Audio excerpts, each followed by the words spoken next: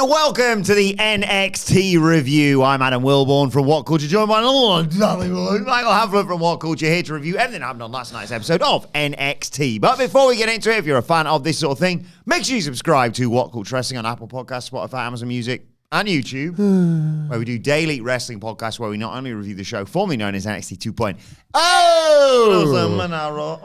Fred Matt SmackDown on AEW Dynamite, Collision, pay-per-views, premium live events. We have interviews, roundtable discussions, and a roundup of the week complete with a bloody good quiz, of course, on WrestleCulture. I said they're joined by Hamflett to review last night's NXT. Unfortunately, Michael Sidgwick couldn't be with us. What are the chances? Hamflett, of course, missing the Dynamite review tomorrow.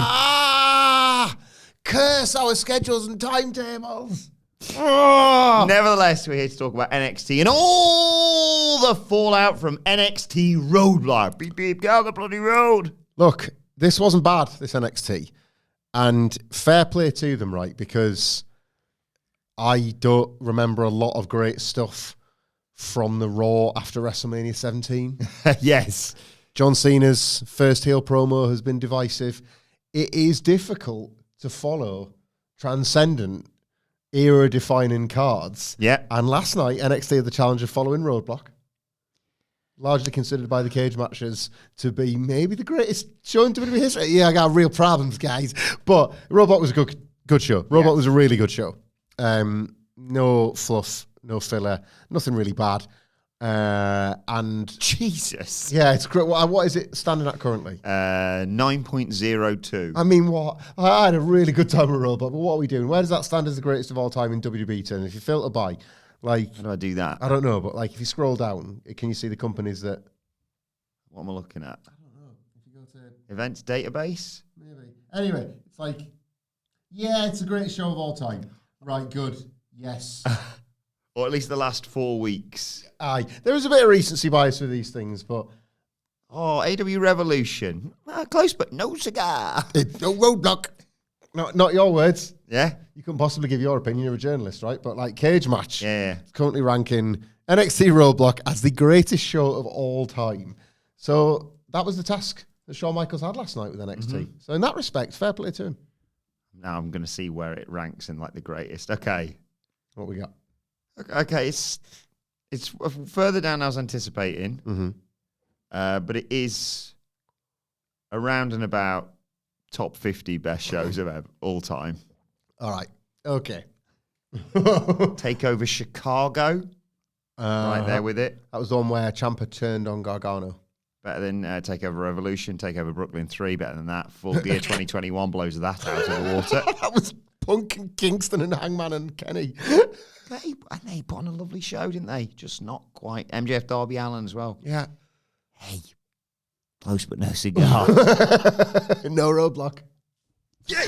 So, yeah, Roadblock, difficult show to follow. They followed it quite well.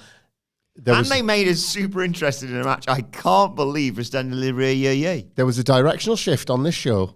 Or maybe it was the plan all along, but it felt like a directional shift where something happened. And if you've watched the news today, well, more pity you. But if you've watched the news today, morning or afternoon, because we're on both, you might have already heard me and Wilbourn talking about this. Otherwise, we'll save it for the pod. There was something that both of us this morning came in and without having any prior communication, all we do these days is text pictures of Las Vegas to each other. Yeah. Both looked at each other and was like, is this thing good again? What thing do you mean? Do you mean the same thing? I think I mean the same thing. Yeah. There was it felt more like a course correction, didn't it? Yeah. And the fact that they've now got Stand and Deliver is like a gift. It's the opposite of the Gunther Jey Uso problem. It's like, they've only got like 4 or 5 weeks. Yeah. They've got to put this cool card together. And like when you're seeing all the pieces start to like just slot into place now, it's exciting.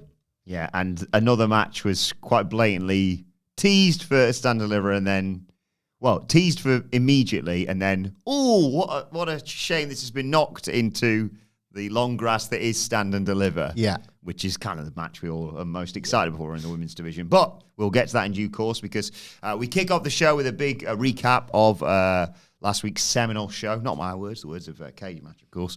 And we open up with a title match, in fact. It was the US title, the women's US title on the line. The champion is Chelsea Green and her brilliant Secret Hervis I fall more and more in love with this gimmick every single week. The Alba Fire is really fitting well. The Green administration, is that what you... Yes. Oh, it's good stuff. What was it? So we have now, when Chelsea makes her entrance, Piper obviously stays by her side, stopping any people rushing her.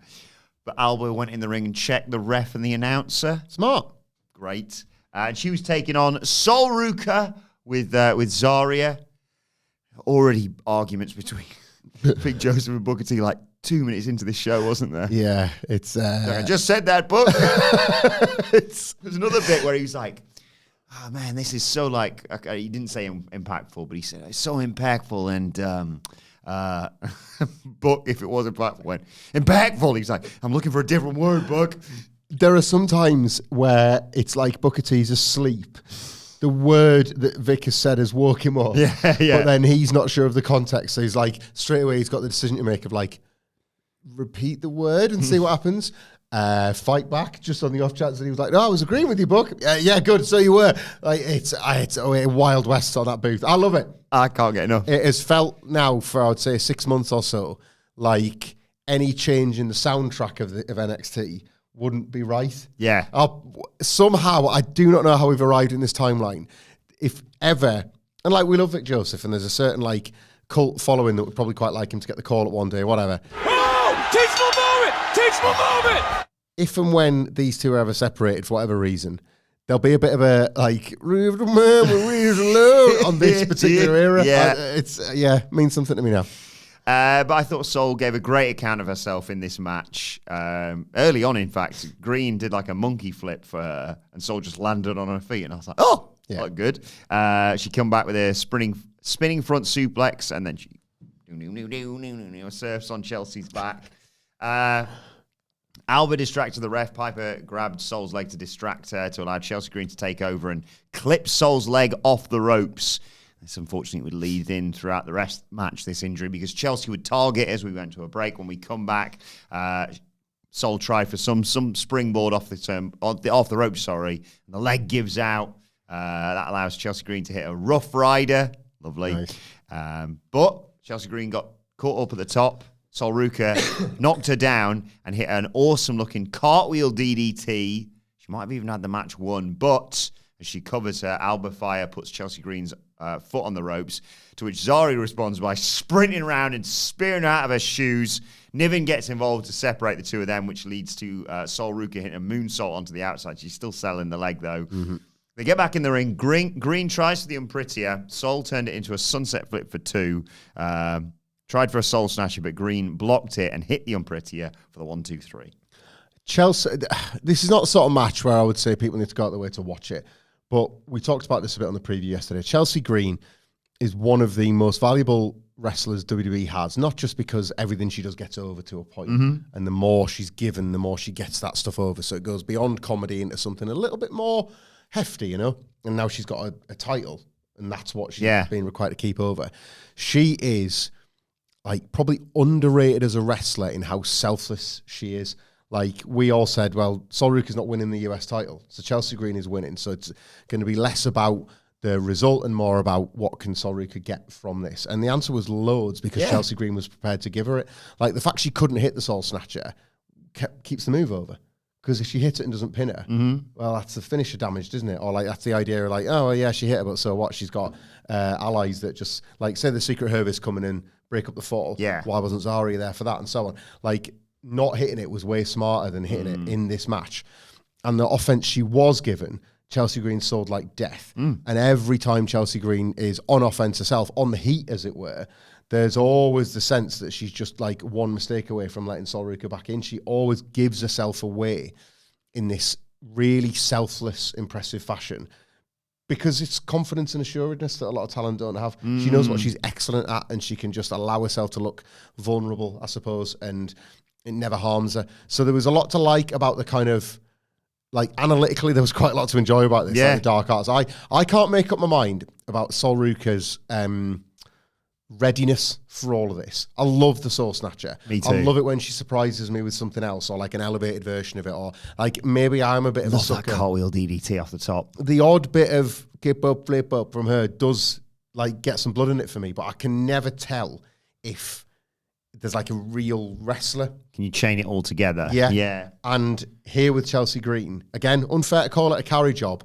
but my word, like some really great professional wrestling to help Sol Ruca chain it. I don't know S about F. Never taken a bump in my life. But this just struck me as a sort of match where after the fact, Sol Ruca would have been like, God, thanks so much for that. Yeah. Like, I've picked this up, I've picked that up. Shawn Michaels being like, thank you, Chelsea, for that. Like, valuable all the way around. And fun to watch. Just accidentally clicked on the what show is Roadblock better than Wrestle Dream 2023, Royal Rumble 2001, All In. First one. The first start of 2018. Yeah, all in London 2023. Well, the All in London 2023 opener had a 3.5 star opening match. SummerSlam 2013. That's Punk and Lesnar and Bryan and Cena. Roadblock better. Yeah, I mean, you know. We've all got opinions. Right. Oh, yeah, we go backstage. Why do you keep trying this, mate? Javon Evans walks up to Trick Williams and he's like, tell you what, I bloody know what you're talking about now after I got jumped by those bloody invaders. Yeah. No one's safe. He says, he said we at some point, and Trick's like, there's no we. I'm getting back to overfend me and my title. You'll never be me. You're not champ. You never will be. Prick. Just why? How has this happened so rapidly and with such venom? It gets turned around by the end of the show. Yes. It does. We should say that. But I just hate these segments. Like, maybe this is modern heat. Maybe, like, you know, when Sid will always say, you don't really get real heat in a beatdown. Like, they put the bag over Brian's head and you feel quite shocked. Or John Cena turns and you're left kind of just completely speechless. But otherwise, it's really hard for, like, the baddies to get the advantage and beat down the boot and you to be like, oh, I need to buy a ticket to see them get revenge. Maybe one of the contemporary ways you get heat is you just instruct just this universally beloved, like, everybody's best mate. That he had that magic gift of, like, which baby faces for years have been trying to harness, and so few manage it. Yeah. Of just every single fan could find a reason to love and relate to Trick Williams and want to be around him. All right, that uniquely specific trait. It's like something I think you've got in real life, and I think it's so admirable and it impresses me. And then when you can supplant that on a wrestler, like, it's worth its weight in gold. There's wrestlers that wrestle their whole career not really getting it. And you're like, Trick had it from day one. As a heel. Yes, as a heel. Right? I love that guy. Like, Melo's pretty good. His mate Trick. Yeah, I know they've just invented it. I love him anyway. Yeah. This is amazing. Right? And then he goes all the way to the belt. Like, that carries him, because the match is certainly done. That carries him all the way to the belt, and you buy it and await the other stuff to come, because, like, this is worth it. This guy's worth the drive. Like, 10 times out of 10. And it's that specific thing that they've lifted from him as part of this heel turn. Be a dickhead. And maybe that's the heat. Maybe that is the heat. It's like, your mate's a now. Like, like, maybe they've isolated something. Again, a bit like a uniquely human experience that you would dread going through. Like, why? Like, if they're having, like, a difficult time in their life, or they kind of, you know, if they're, like, sort of mixing with a different crowd. Like, no. Like, is it work difficult? Well, yes, for fashion, but, like, in context, not really. Like, well, what is it?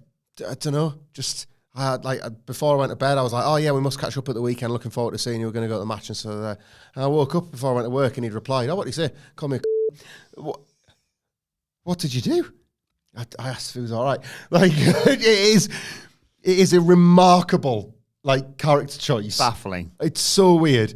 And as I say, through luck and a little bit of judgment, they might have at bare minimum fixed this match at Stand Deliver Oi Oi Oi. But I don't know where the Trick Williams character goes. I don't know what journey it's on. I certainly don't think he carries this gimmick up to the main roster. God, no. But he left, and Lexis King walked in and says, Trick Williams got a point, actually. You'll be never be NXT champion or even Heritage Cup champion. But hey, look on the bright side, you can eat solid foods again. So Javon punched him. Now, this I liked. Because this guy's been an asshole from the very beginning. You know what you're getting. This I liked. He's got a title shot next week. Yes. The Heritage Cup, which he still has to carry around, even though it doesn't have the rules. Can make it into a belt. I have a theory about this, but I'm going to save it for the NXT. We aren't going to do an NXT. We might not be able to do an NXT preview next week. We may or may not. We're on tour. More on that later. Wacky tour week. My theory. I'll just say it now, just in case I don't get stuck a bit. He gets screwed out of the Heritage Cup because of this new. I'm not going to reveal their name just yet. Invaders.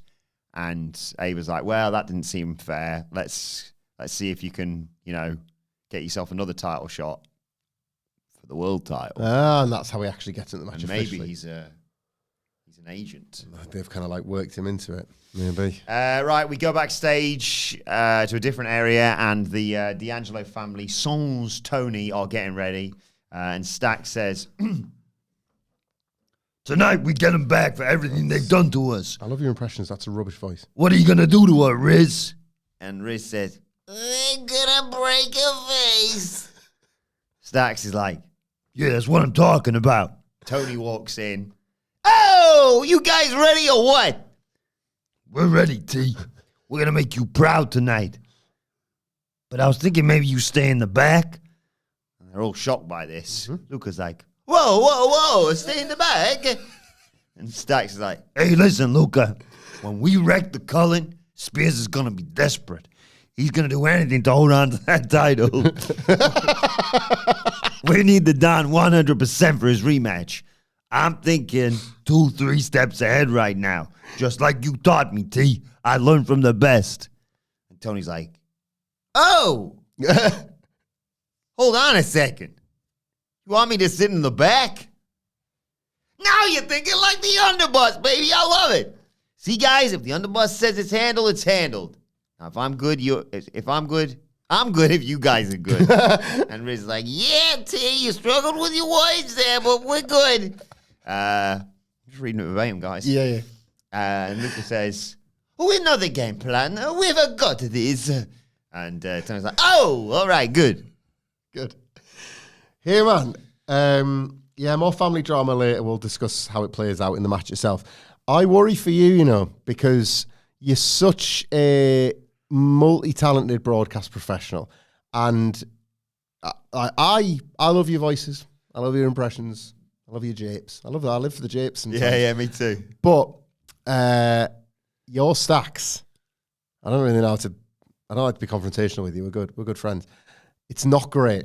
No. It's not great. The weakest one in the collection, I'd say. And it's less than ideal the more the underboss has to do. Like, the speaking has really, increased the Stacks he used to of be late. just like, yeah, that's right, boss. And I'm thinking, well, that was rubbish, but, I'm not going to split hairs over one little sort of line delivery, whatever. Now he's kind of, dominating the segments. And I just don't think, I don't know how to say this. Especially for the video viewers, because it's even more of, a sensory mismatch. Wilbourn, I don't think you will ever truly have the chops to play Stacks. Keep it going for the recapping if you need to. You're a professional. You got a recap. I emailed one of my old tutors at Warwick Uni, and they said the exact same thing. They said, I just can't see you in that role. Yeah, I've tried for the longest time to get there, but I just can't visualize you as Stacks. I'm sorry. No, it's fair. It's a fair assessment. Stephanie Vaquer comes out for a chat. She's champ, of course, after last week. She says this is difficult for her because English isn't her first language. Always astonishing when people say stuff like that, isn't it? Yeah. Just go out and cut a promo in the biggest wrestling company on the planet in a language that's not yours. It's cool, isn't it, as well, because what was for so long, because of institutional racism, all that kind of stuff, the idea that if you weren't able to cut a promo in the very traditional beats with clear English or clear, even just basic fundamental levels that could kind of carry, you weren't deemed worthy of having a title. It was such a myopic view. Yeah. Now, to be able to come out and, you can cut promo, and for a start, you can cut promo in however the hell you want, wherever you're from. And people love it because they can just feel the passion coming from behind it, and you can infer things. Imagine that. Imagine getting to infer Yelling stuff. between, who is it? Asuka and... Oh, that was a turning point, wasn't it? Io? Yeah, I think so. Where it was just they hate each other. This much I don't know we what know. they're saying, but they don't like each other. This is awesome. But now, being able to sort of admit that and treat that as like, admit it, like have it as a babyface trait. They're like, yeah, I'm coming out here and I'm trying this. It's like, cool. This is amazing. I can't do that. Yeah. I couldn't possibly I couldn't say a single word in another, you can say a lot of words in other accents, but language is a different beast. No. And I think that's really impressive. Yeah, it's funny as well because it's like in the last few days we've had this brilliant promo from Stephanie Vaquer. Mm-hmm. You had Penta putting his point across saying he wants the IC title. Yep. You had Io Sky going toe-to-toe with Bianca Belair. Mm-hmm. You had The Miz on SmackDown. That's right, speaking Spanish. I forgot about it because no one was paying any attention when he was doing it. Kind of got cut off, didn't he? But yeah, she says English isn't her first language, but wrestling is. She had the chance to go to any promotion, any brand, but she picked NXT. She wants to make history in the best women's division on the planet. And I mean, folks, where's the lie? Last week in New York against one of the best, she proved why she is La Primera. Holding 2 titles makes her the best of the best. She's now waiting for her first opponent to step in the ring and look her in the eyes. Boom! Jordan Grace's music hits. She's got a microphone. She's walking down the aisle, congratulating Vaquer, saying, she can't give her enough credit for being a trailblazer, but she's not the only one who accomplished something at Roadblock. She beat former champion Roxanne Perez, and that puts her, wham! She's laid out by Jada Parker, who says it doesn't work like that. The line starts behind me. I'm not waiting until stand delivery, to make my point. I'm taking my own shots. She climbs into the ring, gets face-to-face with Stephanie Vaquer, saying she's proud of her, but do yourself a favor, bask in this glory, because it's not going to last much longer. I'm standing 10 toes down, looking you dead in the eyes. Be careful what you asked for, because I'm here. Love this. Yeah. And that's going to be the North American title next week. That is the world title, I think. The world title next week. I'm fairly certain the North American is Fallon Henley, no? Of course, yeah. So we're off and running with that. Great. I'm glad she's keeping both belts. It's going to further establish her as the one to beat in the division, which she kind of was already, but now they've confirmed as much, and that's really cool. Jordan Grace bought the boots to Telly, so that was pretty funny. Yeah. I'm sure I saw a side-by-side with Squidward maybe, or a Sponge. I don't know if there's a reference that I didn't pick up. And as you sort of alluded to at the start of this podcast, it's a diversion from the match you want as well, isn't it? So they know that they've got the best of this potential stand and deliver main event. And it's either a singles between these two, or if Julie is healthy again, maybe she gets back in for a 3-way. I don't know, would you have a triple threat over WrestleMania weekend? I'm not sure. But either way, Jordan Grace versus Stephanie Vaquer feels huge, and they know they've got it, and it's in the palm of their hands. You've just got to wait for it a little bit longer. So, absolutely zero complaints here. Love Stephanie Vaquer. Yeah. The real deal. Yeah, it's Fallon Henley. I was just double checking that. Yeah. No, you're right. Yeah. She's great. That's after her defense against Parker as well, interesting enough. So maybe she does drop the North American title next week. Back to Fallon. Yeah, because it was always going to be a weird way around. We were talking about it with stand and deliver in mind of wait a second, do you? I suppose you can obviously. Like Jordan Grace beat her, but it's a weekend thing. You have to run a rematch because it's where you didn't. You think when Seth dropped in the US title and then was like, oh, I'm all right to beat Sting though. Yeah, I'll take on this. Fine, I'll break his neck, retire him. I suppose Fallon Henley could have a numbers game advantage, couldn't she? So yeah, who knows? I'm trying to think because if they flip it back to Henley, I love her, but that is Drop City Jones at Stand Deliver or isn't it? I'd like her to take both belts to Stand and Deliver. I'd like it. I want it to see through the first the way they announced this later on. I was just like, angle alert. Yeah, something's happening. I suppose you could do if Julia's good to go, or if Grace and Stephanie Vaquer can get a baby face, you could do a 6-woman. Like Stephanie Vaquer beats Fallon Henley, then you got Fatal Influence versus some baby faces. You could do defense against Parker. I'm getting ahead of ourselves, but again, I'm not sure if travel's going to be all over the place. Apologies in advance for that. You could do defense against Parker, real hard-hitting fight against Parker. Not necessarily immediately, but goes soon after into the match against Henley, and shenanigans or the in NXT Invaders or whatever allows Fallon Henley to leave as North American champion. And then you have, obviously, Stephanie Vaquer, Jordan Grace, main event for me of Stand and Deliver. I agree. Or maybe not now, actually. we'll see. But, world title match at Stand and Deliver. And then you just have Jada Parker say, well, I put her in that position for you. I want that North American title now then. And I'd belt Jada Parker. Because I feel like she's ready and waiting for the North American title. Isn't she? Yeah. We are, of course, forgetting that Stand Deliver AEI is not the only thing they'll be doing in Vegas. So you kind of want to leave something behind for Tuesday. Oh my God. At the Fontainebleau.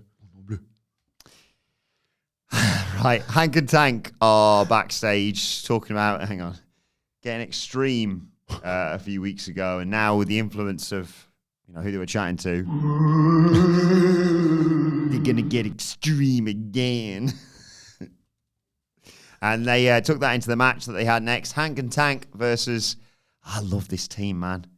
I think if there's a team to dethrone Fraxium, I think we're looking at him. You're there, aren't you? Yeah. Yeah. I think Inamura is just... I can't take my eyes off him. Yeah. It's working. I don't want to say working in spite of itself because that's not fair, but the obvious experience, and I don't even just mean more experience, I mean different experience. As soon as there is anybody that has got a flicker of something that isn't right out of the performance center that they haven't just had drilled into them, you're like, excuse me? Yeah. It's like, I always use this example, right? What it would have been to have been in the room the first time ever anybody was sarcastic. A conversational earthquake. Right there. Do you want this? I made you a sandwich. Do you want it? Yeah. Okay, well, enjoy it then. No. I didn't want it. I didn't want it. Yeah, the way I said yeah, with that kind of cynical overtone, with that sort of dismissive air. That was me saying yes, but really meaning no. Okay, I've got it. Okay. The next day. I wonder what people are going to think to our new top. Oh. What do you think? Oh, that top looks really good. Oh, thanks very much. Not. What? It happened again. 911. Police. Yeah, it happened again. Woo, woo, woo, woo, woo. Sure, we understand you were confusing this fine lady with your confusing speech patterns, eh? No. Oh, well, good. We'll have no reason. It's like a superpower. Is there a film about that? Is Rishi Gervais done a film? The invention of lying. I can lie. No one else can. What? The invention of being a bastard. Trick Williams, lead That's star. it, yeah.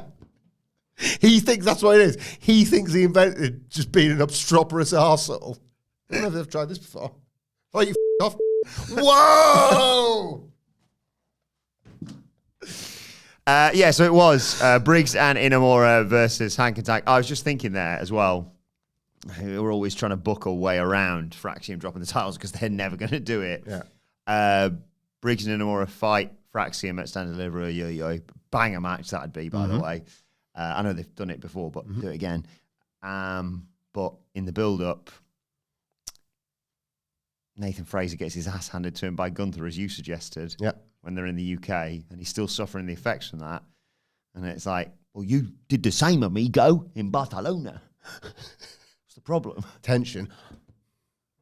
And then they've got an unfair advantage, amigo. We've both been beaten up by Gunther.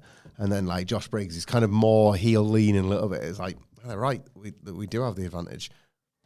Where have we gone? Inamura answers the challenge and he fights Gunther on TV and they just have a little TV rip. Jesus Christ, Inamura and Gunther would be class. Never hitting each other match. But they brawl before the bell.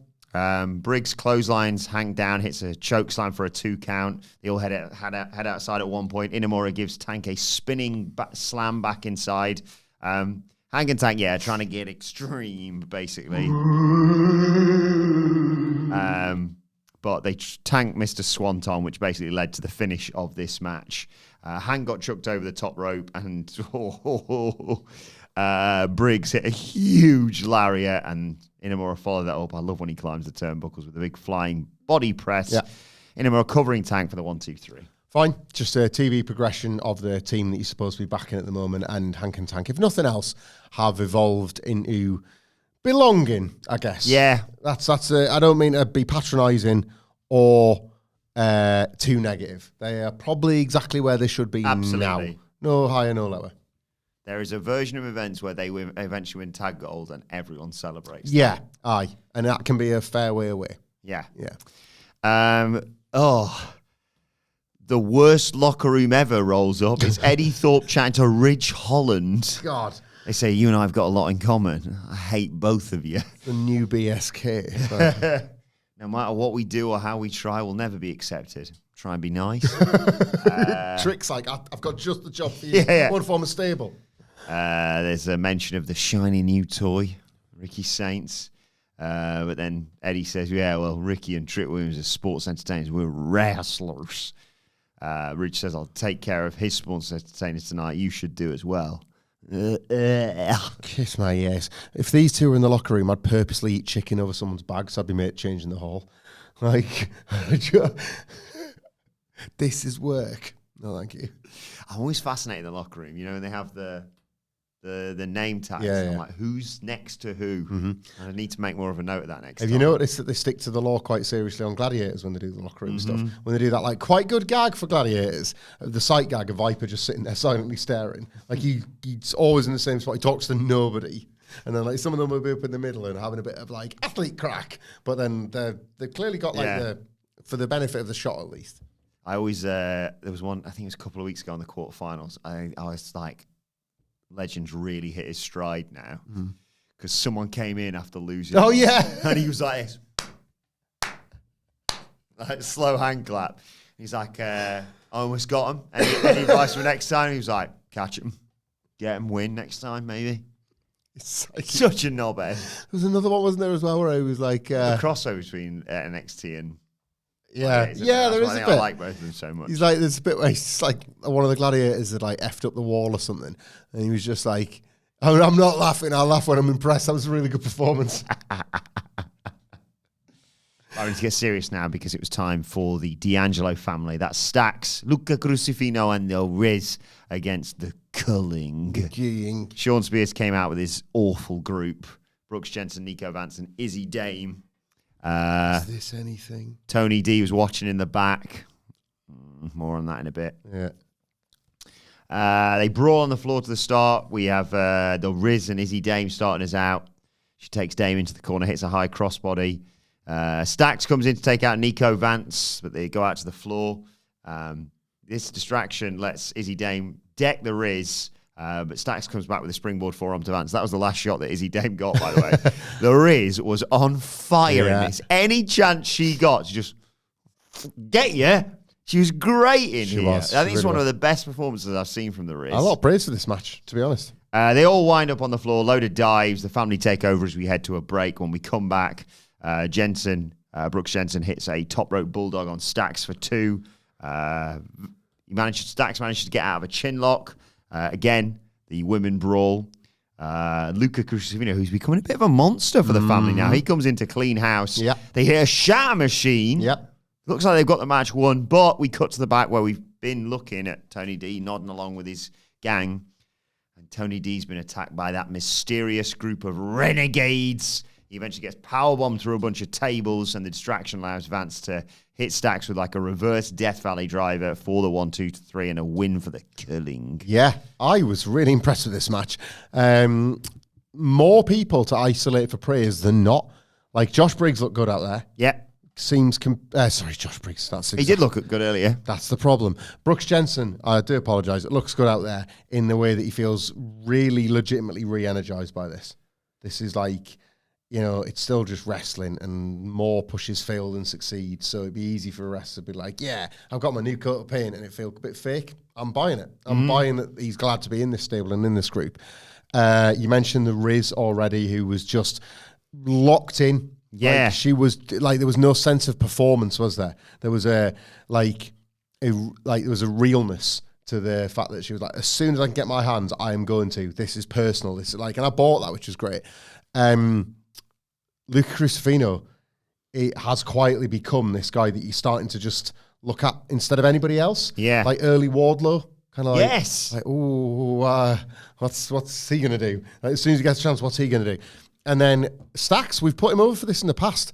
Like, one of the best, and I don't know what this means for his singles credentials, but one of the best tag wrestlers in NXT. Yeah, he like, held that this match together, didn't he? Totally. Like, he's a great hot tag. He always has been. So he's super energized as a babyface hot tag. He was the glue in this one because somebody's got to be there to kind of like, just piece the sort of little segments of the match together, take some of the beating, come across like the biggest star because he's acting like the leader for the first time, knowing that they're going to lose. And it's like, well, how do you project that sort of thing as well? I thought this was a good bit of business. This. Yeah, really good stuff. Sorry, I got distracted a bit at the end there because I've just noticed your lovely shirt there. What you got there? What, this? Yeah. Oh, it's a T-shirt. Glad you asked. No, it's our T-shirt to commemorate the What Culture World Tour that starts this Friday, by the way. Finally, we get going, and finally, for the people that are sick of us plugging it, you won't have to listen to these plugs for too much longer. But yes, this T-shirt will be available in select supply at the dates in Manchester, Belfast, and Glasgow, and Las Vegas when we get to America as well.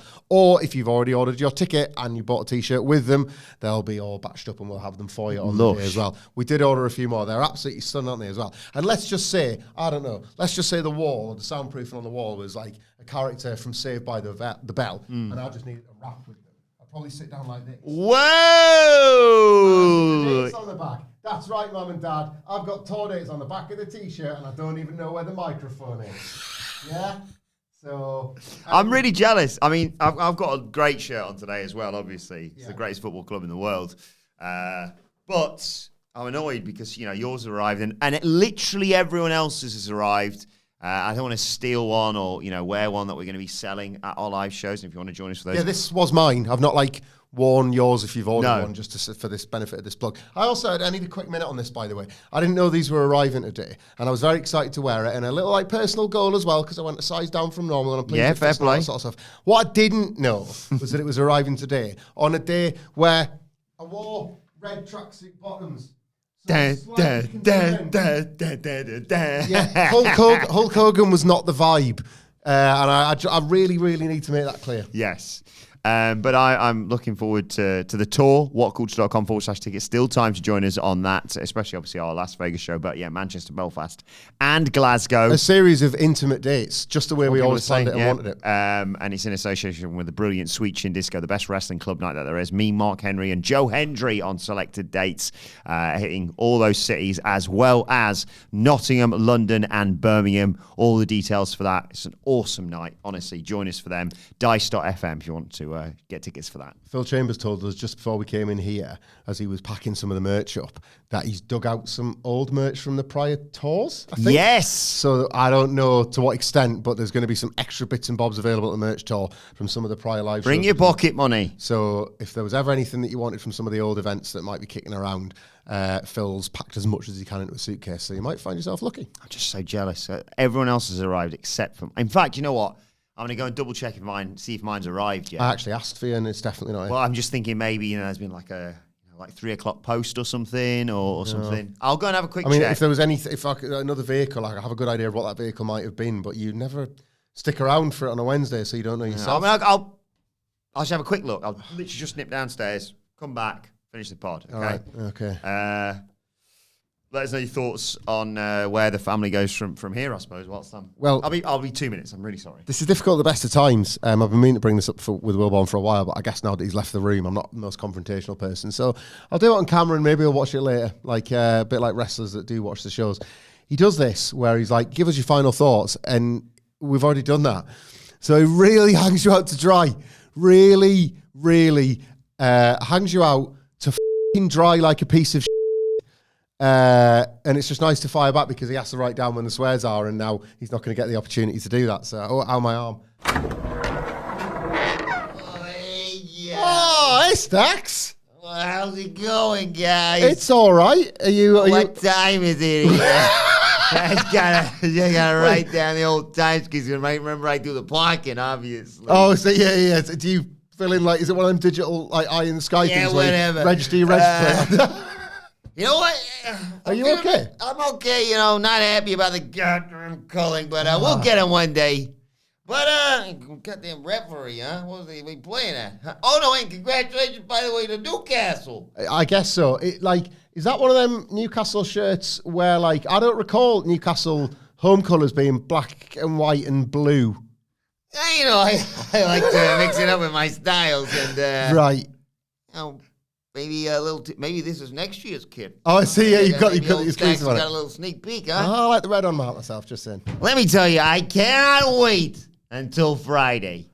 Me neither, Stax. Friday, March 21st, as it always is, 21st of March, it's World Down Syndrome Day. Oh, is A it? day that means a lot to me, and I'll be sharing a few What a pictures on wonderful Twitter. day. It's a great day. That's why you're excited for Friday, right? No, and it's not because the world tour apparently starts. The What Culture World Tour, you mean, Stax? Indeed, and who knows who could show up on that show? It better be you, because I've made some promises about your attendance. Like, we did send you the booking information.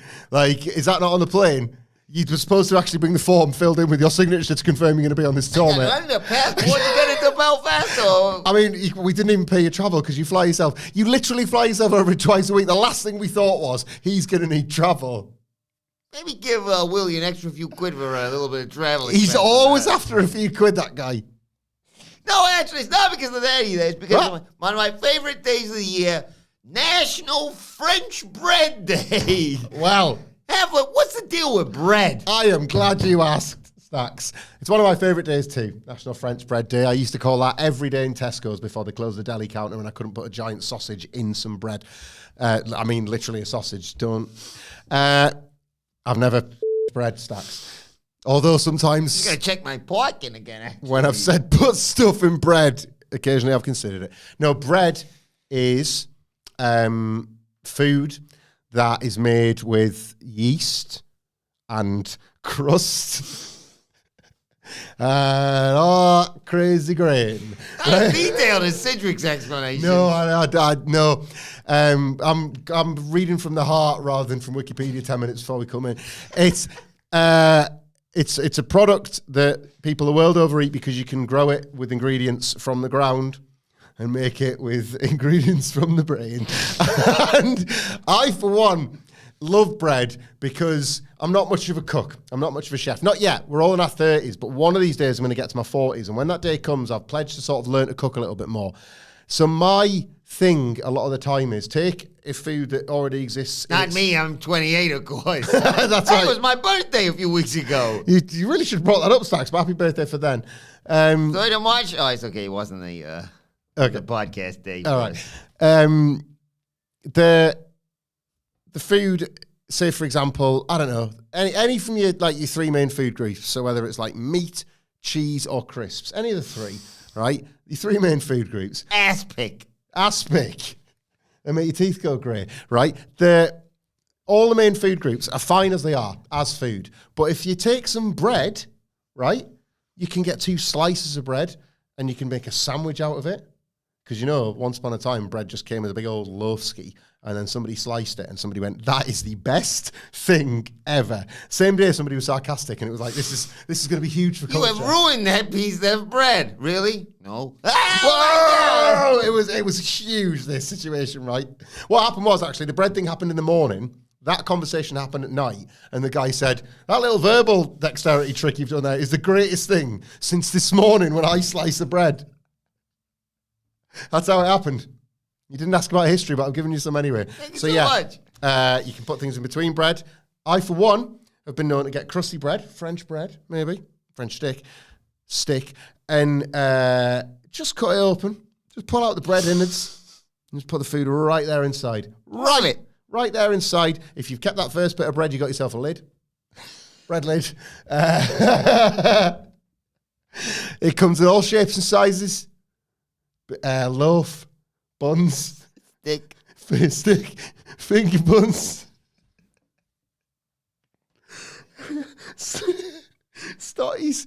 There was carbs and Simmons buns. Some people call them bread cakes. I think that's disgusting. I love Baps. Baps are the same.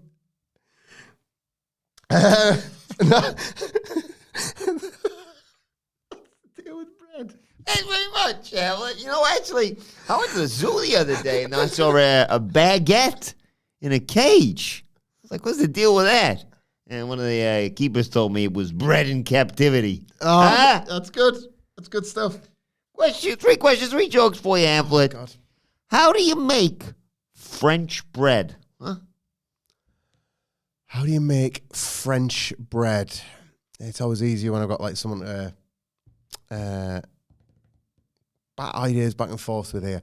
How do you make French bread right? Presumably you just, I don't know how you make any bread, so this is not exactly a standing start for me, but I'm guessing, you knead it? So is there anything in that? You knead it in Paris, because it's French. French bread is crusty, I think. I needed a poo earlier, and he got all over my goddamn hands.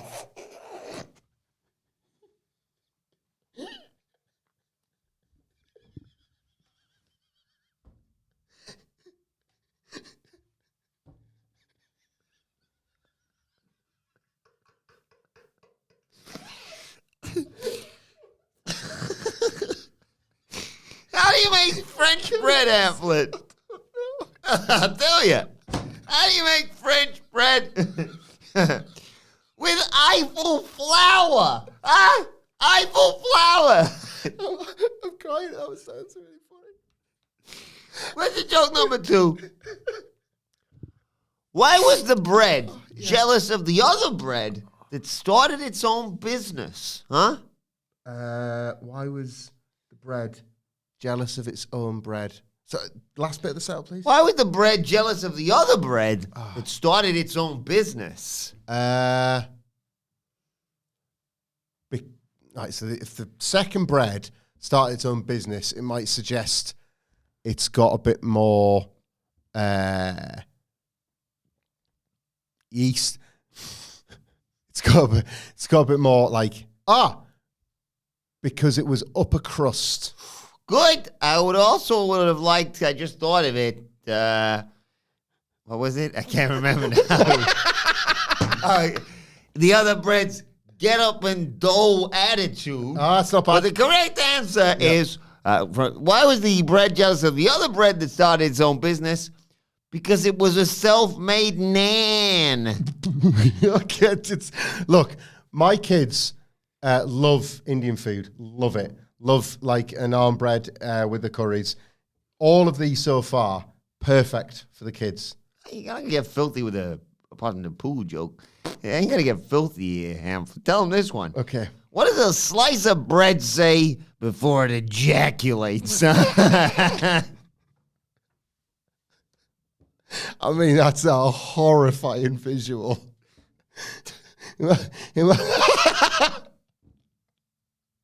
Imagine you're just like, imagine you're getting from a night out and there's not much food in, but you missed the last opportunity to get a takeaway. And then you go into the kitchen and like a gift from the gods, I'm going to use Wilbourn terminology. He knows I hate it, but I'm going to use it for his benefit. You look and you see on top of the toaster, there's a nog end. Love the nog end. The heel of the bread, as some posh folks say. The butt of the bread. The crust, as I say. That one slice left, and you're like, well, I can either fold it in half and just straight in the gob, or I can put it in the toaster and butter it, and it's got like a nice bit of like extra density to it. And then you open it and you get it out, and it jizzes in your face. Like, this is the one thing we didn't want to happen. What was the setup again, please? What does a slice of bread say before it ejaculates? Don't let it that dry, otherwise it gets crusty. Good night, right? What does a slice of bread say before it ejaculates? What does a slice of bread say before it ejaculates? I'm gonna crumb. See you later, guys. I enjoy that. Bye, Stacks. Oh, hello, mate. You all right? I've left my bloody jumper downstairs, haven't I? Oh, no. That's search for was a t-shirt in and you were just trying it on? Fits and... No, not here yet. No. It should be here by tomorrow. Right, okay. The Dynamite. Review. Of course, yeah. All That's good. good. What did I miss? Stacks popped in. How is he? He wasn't well at first. He remembered that he'd had a match yesterday. Of course. And then he kind of forgot and went down a really weird bread avenue. Like, he said some weird stuff, man. We're gonna rock down to Wheat Bread Avenue. Then we're gonna crumb. He said that. Huh? Uh-huh. You're joking. Yeah, honestly, like exactly that. Darker context, but he did say that. Yeah. You've gone in the toilets after him. Just It stinks in there. right. Yeah, we're gonna have to have a talk. Someone been doing everywhere. I don't want to think about the bogs on Tony D Airlines because. Ava meets with champ Stephanie Vaquer. Ava, she's going to say she rocks daughter general manager of NXT and Evolve and Booker and Cooker of the Year officially. Oh, I know what you mean. Yeah. She tells Vaquer that she's going to be defending the title. I can't remember which title she said she was going to defend. Regardless, it got worked out in the end. She's fighting Jada Parker next week. In walks Fallon Henley, who wants a rematch. And Vaquer's like, yeah, give her the match as well. She's like, I literally just told you you're fighting Jada Parker. And Fallon wants a rematch next week after Jada. And Vaquer's like, fine. Ava's like, okay, it's done. And Fallon leaves and Ava says, big night for you next week. I kind of love it. And I hope they don't play any weird tricks early doors and just let her win. John Cena on Raw said that he would win and win and win and win. And that's often how people get over because fans back winners. And yes, even half of them turned on John Cena in the end, and it was their fault. He did what he did to Cody Rhodes. But Stephanie Vaquer is at the point where if she hears these challenges or faces these challenges, has them, faces them down and wins, it's just cool. Yeah. It's just really cool. Like, already people are backing her and you're going to back her even more. Yeah, absolutely. Like, you're going to be a Vaquer backer. Like, if she, write that down, WWE. And, she, like, having, like, a 2 title defenses right out of the gate where she succeeds. Back up. Is that? Is that what Pac-Man is that sounded what like? I don't know. Back up. So what he does that just Yeah. Back up. Pac-Man. Yeah. That's where I'm a Vac man myself. we like to Hoover. It's Stephanie Vaquer. It's fans. Oh, Vac-Man. We call ourselves Vac man. Yeah. Vac man. This is what he I'm the Vac man. Brian, Brian, you know what to do. I don't think he does. It's just you, but on Henry the Hoover. And it's Stephanie Vaquer doing it. I was listening to a podcast the other day and I thought to myself, I'm going to need to bring this up on a wrestling show with Wilbourn. I forget who it was. It might have been Joe Wilkinson or another comedian like that. And they were talking about, those Roombas. Yes. And they were saying, like, apparently, I don't have one, but I kind of wish I did. Apparently, they can do corners now. They're that sophisticated. Yeah, my Roombas. mate Sparks has got one. But so apparently, like, once they start to get like tired, they know to go back to like go a home. charging point. Take the match home, yeah. There's like a charging point that you put in the room. Where it's like, "Whoa, sleepy," and it goes back to Yeah. I think that's really cool, right? But somebody was like saying, "Could you not like just clean if you put the charging thing in your hand?" So, like, always have access to a plug. Just take outside and clean the world. Like, just so you go with your Roomba one morning and just start on the curbs, and you just like dish out Roombas to all the local councils, the local authorities, and the cleaning companies. Just like, right, there's your charger, there's your Roomba, clean the world. And it'll keep going, like, and it'll go at the end of your street, and it'll go to the next street, and the street after that, like, I'm tired. And then it'll look for the charging point, and you've kind of kept a distant street. You've maybe, like, I don't know, nipped into a Greg's for a coffee or something, because you know that it's going to, and then it's going to go beep, beep, beep, beep, beep. It's like, Roomba tired, better drink up, and on you go, and just clean the world with a Roomba. I think that's a Nirvana song, The Room That Cleaned the World. Something like that, anyway. That was the first time. They were big into selling the rights to the songs for marketing purposes, so Roomba was the first one. But speaking of Fallon Henley, she was out next. She wasn't wrestling. It was another member of her Fatal Influence stable. That is, of course, Fallon Henley, Jasmine Nix. And the person who was wrestling was, in fact, JC James. Versus one half of the crazy couple of NXT, Carmen Petrovich, although not for much longer. Ashanti the Adonis accompanied her out there, and Carmen gave a good account of herself despite the usual shenanigans from Fatal Influence. Mm-hmm. But they both get knocked down at one point during the match. Double clothesline, knocks them both down. And from out of nowhere, Ashanti the Adonis is like, "Twat with a chair!" right in front of the referee. Carmen's like, A, it's a disqualification, and B, no, I don't want to use it. And unfortunately, this distraction allows JC Jane to recover. She hits a roaring elbow, which they're now calling the rolling encore, to get the 1, 2, 3. Later on, there was a bit with Jada Parker just basically saying, "I'm going to kick your ass and win your title." Stephanie Vaquer. But all I could focus on was in the background, them two having a bit of a row. Yeah, those crazy kids got it together and then immediately decided to tear each other apart. That's it's not been the Randy Savage and Elizabeth of NXT exactly this was it? It's up a speed run, really, isn't it? Yeah. We hardly knew ye. I don't know. JC Jane seemed very happy with it, though. Oh my God. Oh my God. What? The weeks go by, the rows get worse, the matches get lost, the sex dries up. I don't know. Just the relationship does not feel like it stands a chance. They get pissed at Stanley Roy and get married in Vegas. Oh my God.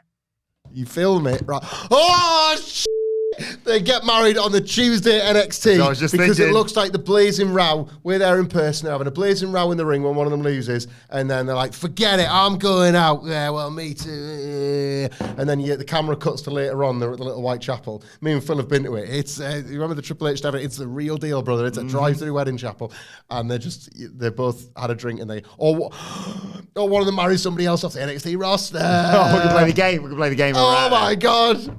I love it. That's where this is going. It is now. I thought you were going sensational Sherry, Nikita Lyons direction, but I much prefer this. Yeah, either they marry each other or someone marries another member of the roster in Vegas. Hank and Tank are backstage. They're like, "We did what the Hardy Boys said and we lost." I did like Hank saying, "Maybe we did it wrong." And then Wes and his boys come in and say, "If you don't have it, you don't have it. Stick to what you're good to. An eating contest." Not very nice, that is it. Got him. Yeah. Next up was a real boring match. Not Ricky Saints' fault. He faced Ridge Holland, and it was the tale of look at the size of Ridge. Yeah. Ricky got some shots in early, hit a big drop kick and did a bit of showboating. But Ridge, I did like Ridge's comeback where he's like, "Oh, I think my choose are bullets to you." Yeah. That was the highlight for me aside from the finish. Holland dominated basically, worked on his back, over the shoulder backbreaker.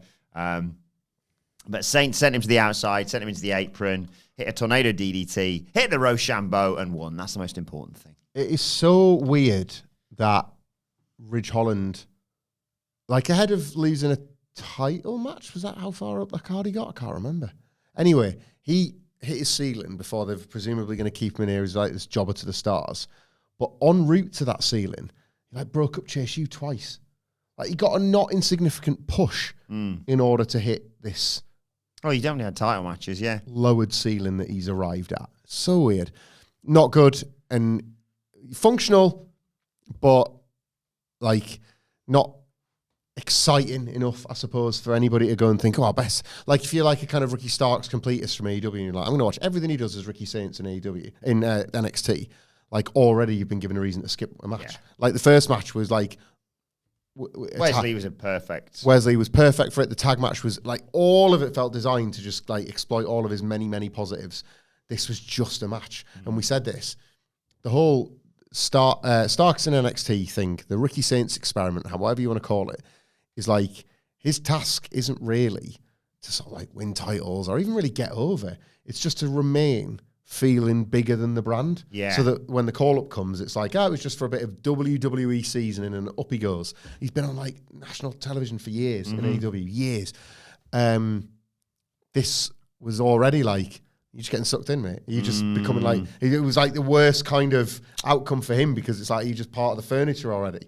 And I don't think he is because I was immediately encouraged by a segment later on. Well, let's talk about it now because there's a bit of the new Invader stable, which I'll talk about the name of in a second. But he's been interviewed, and the Culling walk in, and Nico says, the revolution's happening right in front of your eyes. It's us, basically. And Ricky's like, big whoop. Sorry. He's talking about the attacks that we've seen. Ricky's like, well, it took 4 guys to take out Tony D'Angelo. Izzy Dame fires at him saying Ricky doesn't measure up. And Ricky says, I got confused by this. You should get your eyes checked because Ricky Saints always measures up in the right places. Yeah, so I was watching this and I was thinking, well, is he on about height? Because he was taller than some but shorter than others. Yeah. Like, I don't know what his waist measurements is or his biceps, so he doesn't like do like 24-inch Python stuff. I might have to watch this again. Big fat cock, you reckon? Is that what do you think that was what he's alluding to? Maybe. Don't suppose you could say all of that. Imagine that. Well, you're wrong, Izzy Dame, because I've got a big fat cock, so... Well, it's quite the comeback there from... and it ain't made of plastic. The revolution will be televised, unlike my penis, which is big and fat. We need the licensing issue. We can't use Starks. Saints, yeah, it's good. They've got a copyright for 3 more years on the Rochambeau. Big fat cock. That's what we're calling it from now on. Hits him with the big fat cock. 1, 2, 3. That's where Rochambeau. I knew that in culture before Ricky Starks from South Park. Me too. Rochambeau kick Is each that other kicking in the bollocks, isn't it? it? That's what I think that was a genius one where he kicks him in the bollocks and he gets him. He's like, my turn. He's like, no, you can have it. I don't care. Right. I was like, that is like genius level. So his new finisher is a big fat cock. The problem is you come up with these things, and then when there's not all 3 of us, like that's quite the explanation. Yeah. So we're calling Ricky Saints finish with the big fat cock. Got it. I'm sure he'll just roll with the punches. Got it. In amongst all this, by the way, we hear from the 2.0, Yeah. the new Shields, except they're not called that anymore. They're called DARKSTATE. Anymore. They don't call Retribution New Shield anymore. We're changing our name. It was Dion Lennox all along. What? Yeah, I quite like the promo. I thought this was pretty good, actually, yeah. But they realised they hadn't made enough of a statement, so they went back in. Yeah, more damage to be done. Kind of. This is like when me and my mate Sparks were in Las Vegas and we had this incredible night out. And we got back to a hotel. I'm like, wow, what a night. And I was like, you know that awesome photo we got taken in the club? Yeah, I left it at the roulette table. We need to go all the way back. And did you? Yeah, we went all the way back down the... we were smashed. We walked all the way back down this Vegas trip and we paid a magician to do some magic for us. We were so drunk, he could have gone, seen this? Gone. We'd have gone, whoa! I love the idea of like Sparks being like, are you all the way back? Wilbourn, mate, it's a picture. Can we let someone go? No, we're going. I see you walking down the street and he's like, I'm so tired, mate. I was getting in the zone. I got to sleep. I was just about to eat that bread. It jizzed in my face. I was ready. Call it a night. And you were like, I've got just the plan. Hey, Mr. Magic. Magic us back to the club with your magic wand. $20. You got it. I made your money disappear. It's gone. Vegas is literally paradise. I cannot wait. It is literally paradise. That's what they call a bit of the Of where course, the MGM yeah. Grand is Paradise, Nevada. It's got pavements with escalators. You can't touch the barriers at top temperatures. I love it. Thoughts on DARKSTATE? Terrible. It's Could have been worse. Could have been worse. Sidge made a point on the Dynamite preview, wherever you get your podcasts, that it wasn't so horrendous that he woke up to a timeline ripping the piss out of it. Yeah. So that's a bit of a barometer for something. It is a bit chud adjacent. chud adjacent. I can't. That is too hard to say, but it's that. Yeah. Like a lot of the moves they're making at the moment, they're making me feel good. Is Well, the WWE not good? we the baddies. NXT Underground to close out this show. Eddie Thorpe versus Trick Williams. No ropes, submission or knockout, and a load of trainees around ringside. They brawl to the outside very quickly, of course. Williams sends Thorpe into the steps, but Trick missed the trick shot back inside. Thorpe knocked him down instead and hit a belly-to-back suplex through the announcer's table that explodes brilliantly. They go back inside. Thorpe got him with a triangle choke, but Williams powered him up and then powerbombed him onto some of the wrestlers around ringside. And in the end, Trick won it with the trick shot and then mounted punches. The ref called it for a TKO, basically. Trick Williams to get the win. The right call. The right call. Not a lot to this. The underground setting was the bells and whistles, wasn't it? It's always great, NXT Underground. I'm not as high as it as you are, but it was Like weird. less brick ass and crowbar this time around. A lot less. Trick ass and crowbar. Yeah. The Trick Williams in this setting was weird, and I suppose that lends itself to what he's doing at the moment. You know how much I love almost everything NXT related. I did kind of, aside from the NXT Underground aspect of this, I did kind of sit and watch this, sort of arms folded. And then he grabs the mic, post-match Trick, and he's like, Oba, get your ass out here. And I'm like, here we go, stand and delivery, I mean, I'm sure I'll enjoy it on the night, or on the day, I should say. With your breakfast. And it's Oberfemi, so I can't. hate it at all, but oh God, I wish I'd felt something more for this. And yet, here we go. Oba comes out face to face with Trick, and then the lights go out, and out comes the DARKSTATE. But Javon Evans is here. He gets in between Oba and Trick, stop them from fighting. So we like deal with these basically. Yeah. He gets pushed away. He's like EO Sky basically. Oba and Trick brawl. Everyone else gets involved as well in all this. So does Javon. And then Javon out of nowhere hits a cutter on Obafemi and stares down Trick Williams. DARKSTATE just sort of look and nod in approval. Javon and Trick stare at each other. Is this a massive stand and deliver match that they've teased, which is not just Trick Williams versus Obafemi, but Trick versus Oba versus Javon Evans? Yes, please. Yes. I love this.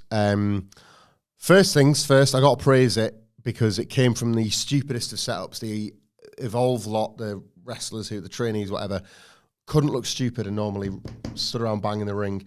And the job here was do a brawl. And how often do we see like chaos that doesn't feel remote like chaos? Yeah. Like totally staged, managed violence, whatever. This actually felt a little bit like things had gone a bit off the rails. And I don't know if like that was punctuated by the way in which Javon Evans was able to take out Obafemi with the cutter. There was a real sense of the bodies have just bounced into each other and Javon's taking his moment. Yeah. I didn't sense... wasn't one of them things where it was like telegraphed by like everybody parting the ways for him to hit him or anything like that. Javon had fantastic agency, not just being the one to be like, can you put your differences aside? We've got these guys to worry about. And then, well, I'm taking you out. And Trick, I'm going to get right in your face. Stop being an arsehole to me. Stop, like, patronising me. Yeah. It doesn't matter that I'm younger or you think you've been to the top of the mountain. I think I'm better. Yeah. And all of that was communicated in one single face-off between the two. And they've left a bit of a teaser, I suppose, a cliffhanger, where you could... I don't know what I think about any of this, really, but Javon or Trick could have something to do with DARKSTATE. Yeah. Oba seemingly doesn't, or at very least, they've debuted by decking him, so it would be quite Russo to be like... Yeah, sure, he took his licks. Yeah, like it would be, that was the master plan. Beat me up at the start, and then you won't possibly suspect me. Yeah.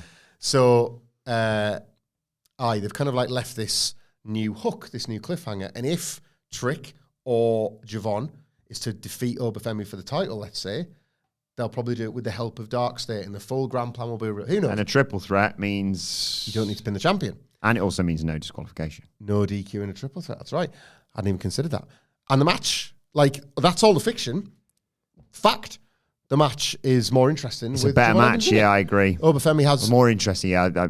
Yeah, just has better three-ways often than he has singles matches. He's really great at throwing guys into other guys. Trick Williams isn't always as good as you want him to be when the bell rings in singles, so this kind of hides and obscures that. Javon Evans probably had his best night in that fatal four-way main event of Heatwave. Yeah, I think so. Like, there's loads of evidence to suggest they've just landed on the best version of events here. And surprise, surprise, it's a triple threat, guys. And it's quite impressive that they got Javon Evans out of the Ethan Page thing and into this. Like, in a way that makes you feel like, well, if it was the plan, they've kind of nailed this. They've got this out perfect. I really do think that if it's quite a new thing. I reckon a couple of weeks ago, maybe somebody sat down and gone, I don't think the singles match is it. I think Trick Williams is probably not working. You're not connecting maybe in the way we thought. So yeah, here we are. Love it. Yeah, really great ending to this show. Do let us know your thoughts on it in the comment section below or on X at WhatCulture WWE. Watch there, you can follow both of us. You can follow Michael Hamflett at Michael Hamflett. Follow me at Adam Wilbourn. Follow us all at WhatCulture WWE. Make sure you subscribe to WhatCulture Wrestling wherever you get your podcasts from. For daily wrestling podcast, the Dynamite preview is available right now. But for now, this has been the NXT review. My thanks to Michael Hamflett, to Stacks. Thank you for joining us, and we will see you soon.